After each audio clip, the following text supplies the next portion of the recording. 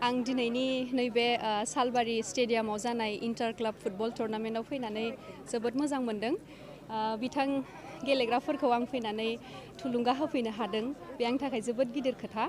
आरो आंखौबो जे बेबायदि एफा मोजां दिनाव लिंहरनानै बेबायदि खेलायाव पार्टिसिपेट खालायहोनानै माबानायखाय आं बिराद मोजां मोनदों।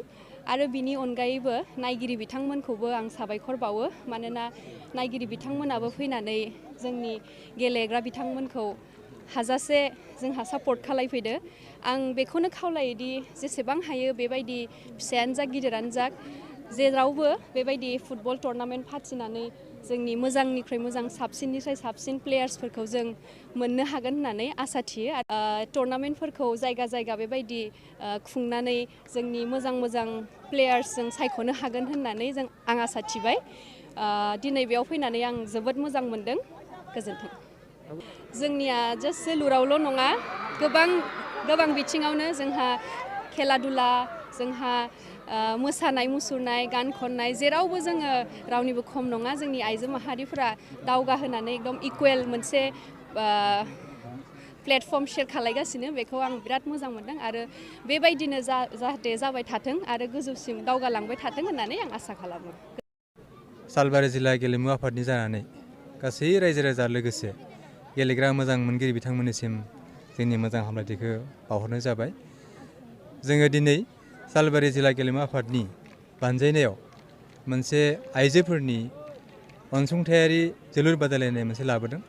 आरो बे बाहागो लागिरि टिमफोरा जाबाय गुवाहाटीनिफ्राय फैनाय गुवाहाटी उइमेन FC आरो जोंनि बाक्सा जिल्लानि सुख्लायनिफ्राय फैनाय सुख्लाय सेरफां उइमेन FC। दा बिथांमोना जोंनि गेजेराव फैनानै जों आसा फारिदों जे जोंनि जा हिन्जावसाफोर गेलेगिरि लोगोसे आइजो गेलेगिरिफोर बिथांमोनखौ थुलुंगा होनायनि जा थांखि, बे थांखिजोंनो जों बिथांमोनखौ बेयाव लानानै फैदों। जों आसा फारिदों जोंनि ओनसोलनि जिखिनि आइजोफोर दं, बे आइजोफोरा नैबे गेलेनायखौ नुनानै बिथांमोनाबो इयुनाव बेबायदि गेलेनायाव बाहागो लानो थाखाय सिगांबोगोन। लोगोसे आं नैबेखौबो बुंनो नाजादों जे जोंहा नैबे सालबारि स्टेडियाम कमलाबारियाव थानाय नैबे स्टेडियामावनो थांनाय 12 नभेम्बरनिफ्रायनो रुंसारि बिरेन कुमार उजिर गोसोखांथि रां बान्था लोगोसे ट्रफि बे जोलुर बादायलायनाया सोलिगासिनो दङ। आरो बेखौ जोङो सालबारि जिल्ला गेलेमु आफादनि बेन्दोङाव थानाय जायफोर एफिलियेटेड क्लाब बिथांमोननि गेजेराव जोङो बेखौ खुंफुंदों। आरो बेनि जोबथा गेलेनाया जोंहा गाबोन जागोन। बेनिखायनो बे मिडियानि थ्रुयैनो, बे मिडियानि जरियथे आङो गाबोननि जिखिनि फाइनाल मेच जागोन बेयावबो गासैबो रायजो राजाखौ बाहागो लानो थाखाय आं खावलायबाय।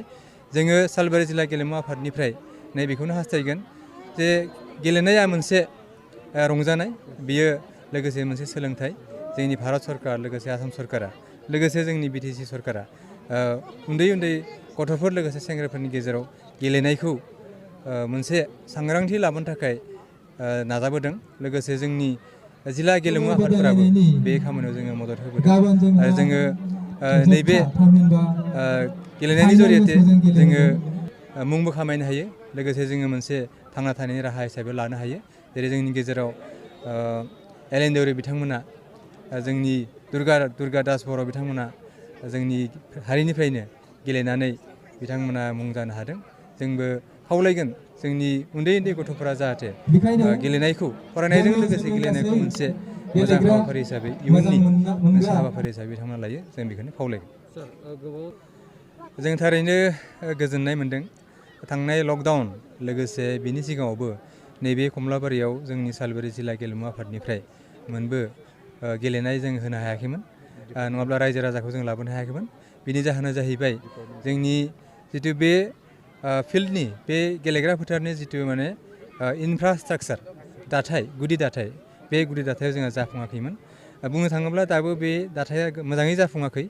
जोंनि डिपार्टमेन्टआ जोंनो नांगौ जखानि जिखिनि जोंहा माबायाव दंमोन, एस्टिमेटआव दंमोन, बे एस्टिमेटनि जखानि जोंनो मावफुंना होआखै।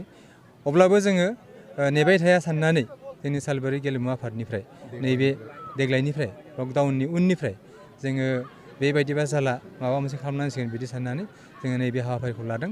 रायजोनि गेजेराव मोनसे एवारनेस लाबोनो, सांग्रांथि लाबोनो थाखायनो जोङो दिनै जों बेयाव खालामदों। जोंहा जे मोनसे एसेबां गिदिर मोनसे सम्पति दं, जों बेखौ मोजाङै बाहायोब्ला जोंनि गथ'फ्रा माबायदि लामाजों थांनो हायो बेखौ जोङो फोरमायनो थाखायनो जोङो देग्लाय नैबे जोंनि सालबारि स्टेडियाम कमलाबारियाव बे हाबाफारिखौ लानाय जादों। बे जोंनि बे ओनसोलनिल' नङा, जोंनि बर' सुबुंफोरनि बे मोनसे जेंना।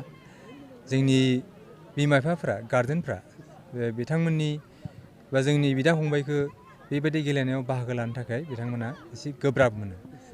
बिनि जाहोना जादों जोंनि बिमा बिफाफ्रा गुबैयै बे गेलेनायनिफ्राय मोननो हानाय जिखिनि मुलाम्फा, लोगोसे थांना थानायनि मोनसे राहा हिसाबै जे लानो हायो, बे खोथाखौ जोंनि बिमा बिफाफ्रा मोजाङै मिथिया। जों बेखायनो सम सम जोंनि देग्लाय जोंनि क्लाबफोराव थांनानै जोंनि जिल्लानि बेन्दोंनि सिङाव जिखिनि क्लाबफोर दं, बे क्लाबफोराव जोंनि टिम मेम्बारफ्रा थांनानै गार्जेनफोरजों मिटिं खुंनानै बे खोथाखौ जों बुजायहैनाय जादों जे नोंथांमोना निजेनि गथ'फोरखौ, जोलैफोरखौ गेलेनो थाखाय हगार हर, बेखौ जों बुंहैनाय जादों। आरो जोङो गोनां जायोब्ला जायफोर गथ'आ गोसो दं गेलेनायाव बाहागो लानो, बा बेखौ मोनसे प्रफेसन, जिउनि थांना थानाय राहा हिसाबै लानो, बेखौ सोरबा गथ'आ जुदि जोङो नुयोब्ला जों बेखौ थांनानै न'खरावबो थांनानै जों बिमा बिफाखौ बुजायनायनि मोनसे राहा लामा जों लादों। आरो बे खामानिखौ जोङो नैबे समाव, थांनाय समफोराव जोङो मावबोदों। बेखौ जोङो बोहैथि खालामगोन। जोङो बे खेलाल' नङा, जोङो बेनि उनावनो साननैसो उनाव सम लानानै जोङो नैबे 2022 बे सनाव जोङो जानुवारिनि गेजेराव बेयाव बक्सिं आरो एथलेटिक्सनि कचिं केम्प जों लानो सानदों। बेनि थाखाय जोङो प्रिपेरेसन खालामबाय दं।